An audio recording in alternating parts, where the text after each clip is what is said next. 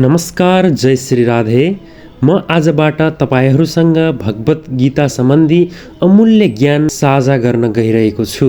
भगवत गीता एउटा धार्मिक ग्रन्थ मात्र नभई यो जीवनलाई सही दिशामा लैजाने मार्गदर्शन हो, जहाँ यो पढेर महात्मा गान्धी, स्वामी विवेकानन्द र अल्बर्ट आइन्स्टाइन जस्ताले प्रेरणा लिएका थिए। यो आजको पहिलो भागमा हामी बुझ्नेछौँ वास्तवमा यो पढ्नु किन आवश्यक छ र यो कोले पढ्नु आवश्यक छ। जब अर्जुनले युद्ध लड्न इन्कार गरे तब श्रीकृष्णले उनलाई जीवनको सत्यता, कर्तव्य र मार्ग देखाउनुभयो। गीता 18औं अध्याय र 700 श्लोकमा सङ्ग्रहित ग्रन्थ हो।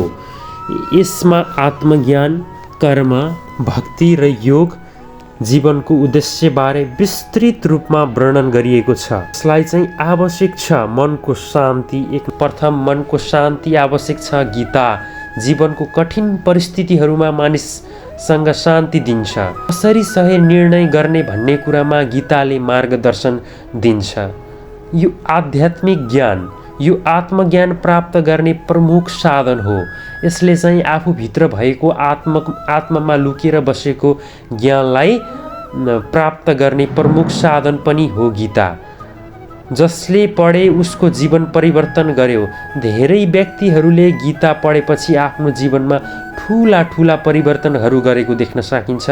यसको उदाहरणहरू हाम्रै दिनचर्यामा यताउता हामीले देख्ने गरिरहेका छौँ। भगवत गीता कसले चाहिँ पढ्न सक्छ त?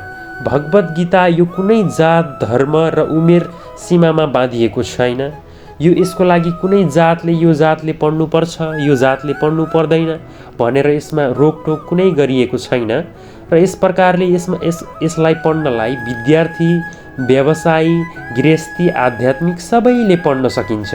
यो जो कहिले पनि खोलेर जीवनमा गहिरो रहस्य बुझ्न सक्छ। आजको लागि यतिमै समाप्ति गर्न चाहन्छु। यदि तपाईहरूलाई भगवत गीता सम्बन्धी बुझ्न मन छ, सम्बन्धी अपडेट लिइराख्नु मन छ, आफ्नो जीवनलाई कसरी सरल बनाउने हो भन्ने चाहनामा हुनुहुन्छ भने हजुरहरूले सब्सक्राइब गर्नुहोस् र बेल प्रेस गरिदिनुहोला। आउँदो भागमा हामी गीता अध्याय 1 र पहिलो श्लोकका व्याख्या गर्नेछौँ। धन्यवाद। श्री राधे राधे।